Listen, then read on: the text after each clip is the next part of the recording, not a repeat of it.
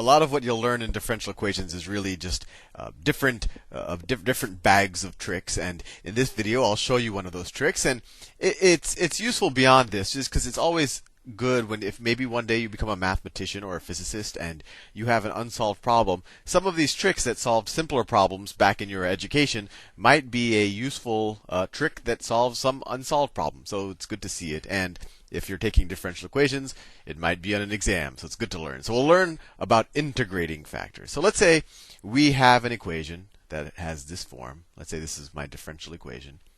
3x y, I'm trying to write as neatly as possible, plus y squared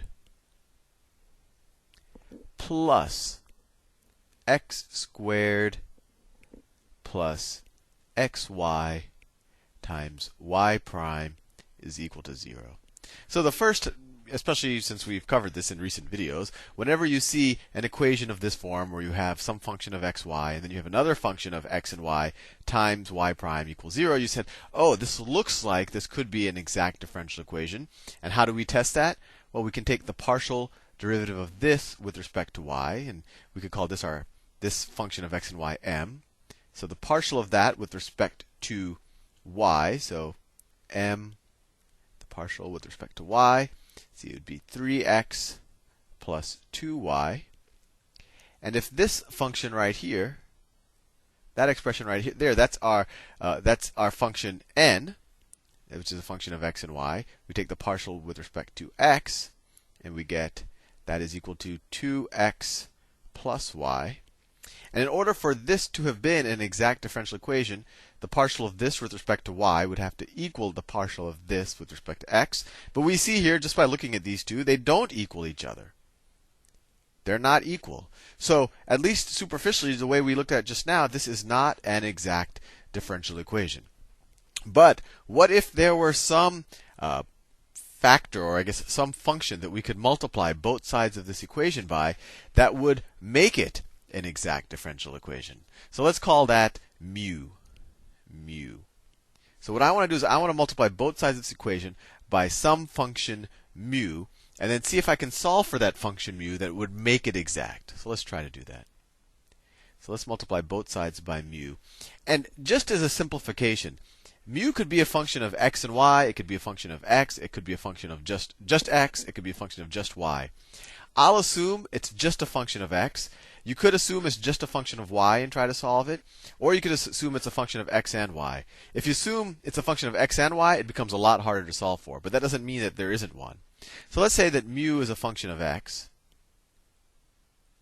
And I'm going to multiply it by both sides of this equation. So I get mu of x times 3xy plus y squared plus mu of x times x squared plus xy times y prime. And then what's 0 times any function? Well, it's just going to be 0, right? 0 times mu of x is just going to be 0. But I did multiply the right-hand side times mu of x. And remember what we're doing.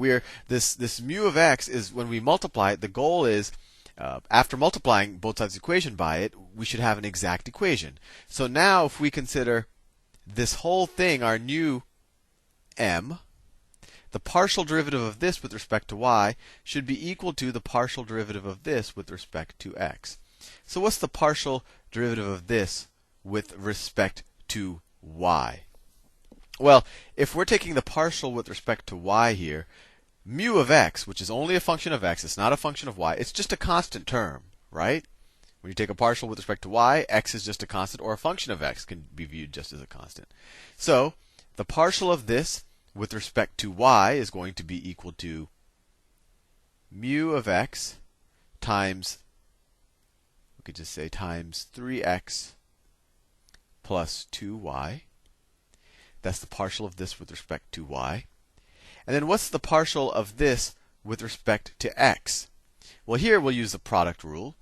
So we'll take the derivative of the first expression with respect to x. Mu of x is no longer a constant anymore since we're taking the partial with respect to x. So the derivative of mu of x with respect to x, well, that's just u prime of x, or mu prime, not u. Mu prime of x. Mu is the Greek letter. It's for the m sound, but it looks a lot like a u. So mu prime of x times the second expression, x squared plus xy, plus just the first expression, this is just the product rule, mu of x, times the derivative of the second expression with respect to x. So times, ran out of space on that line, 2x plus y. And now for this new equation that where I multiplied both sides by mu, in order for this to be exact, these two things have to be equal to each other. So let's just remember the big picture. We're saying this is going to be exact. And now we're going to try to solve for mu. So let's see if we can do that. So let's see. We have, on this side, we have mu of x times 3x plus 2y. And let's subtract this expression from both sides. So it's minus mu of x times 2x plus y. And you'll see a lot of these differential equation problems that get kind of hairy. They're really just a lot of algebra. And that equals, what do we have left? I'll write it in yellow. That equals, I think I'm going to run out of space, so I'm going to do it a little bit lower. That equals just this term right here. That equals mu prime of x times x squared plus xy. And let's see, if we factor out a mu of x here, we get mu of x times 3x plus 2y minus 2x minus y is equal to mu prime of x, the derivative of mu with respect to x, times x squared plus xy.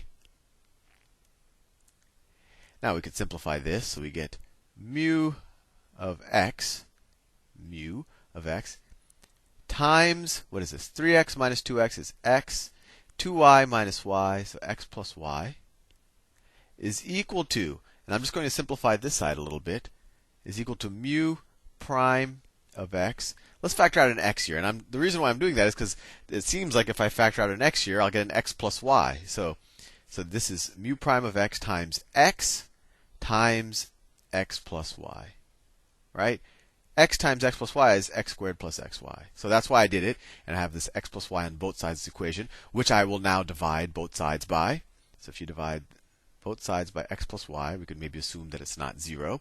We get, that simplifies things pretty dramatically, we get mu of x is equal to mu prime of x times x.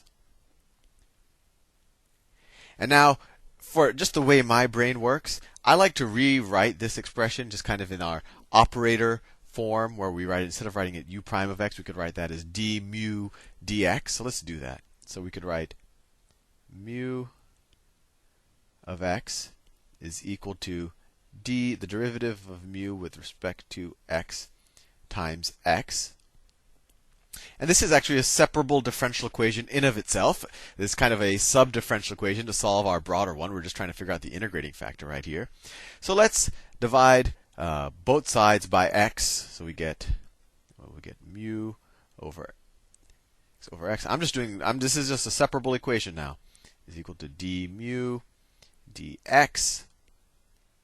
And then let's divide both sides by mu of x, and we get 1 over x is equal to 1 over mu. That's mu of x. I'll just write 1 over mu right now for simplicity, times d mu dx.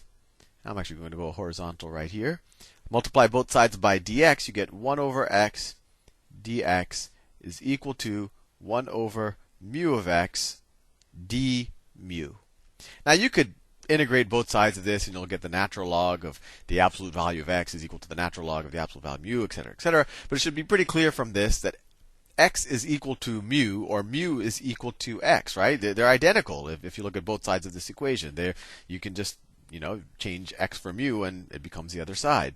So this is obviously telling us that mu of x is equal to x, right? Or mu is equal to x. So we have our integrating factor. And if you want, you can take the antiderivative of both sides with the natural logs and all of that, and you'll get the same answer. But this is just by looking at it, by inspection, you know that mu is equal to x. because both sides of this equation are completely the same. Anyway, we now have our integrating factor, but I am running out of time. So in the next video, we're now going to use this integrating factor, multiply it times our original differential equation, make it exact, and then solve it as an exact equation. I'll see you in the next